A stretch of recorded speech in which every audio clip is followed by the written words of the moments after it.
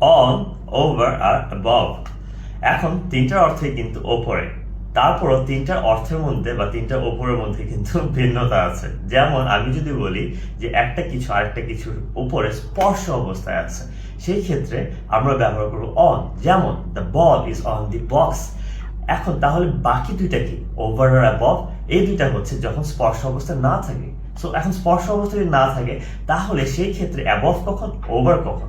Over actually হচ্ছে যখন কোনো কিছু গতিশীল অবস্থায় থাকে। যেমন আমি একটা উদাহরণ দিতে পারি, the crow flew over my head. তার মানে কাকটি আমার মাথার উপর দিয়ে উড়ে চলে গেল।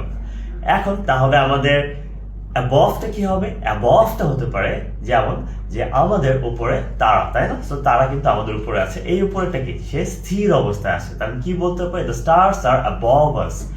এখন তাহলে তোমরা আমাকে একটা জিনিস বলো যে আমি যদি আজকে যে চাঁদ উঠেছে সেটা আমাদের উপরে আমি বলতে চাই, সেই ক্ষেত্রে আমি কি অন ব্যবহার করব, ওভার ব্যবহার করব, নাকি অ্যাবভ ব্যবহার করব? কমেন্টে কিন্তু জানিয়ে দিবে।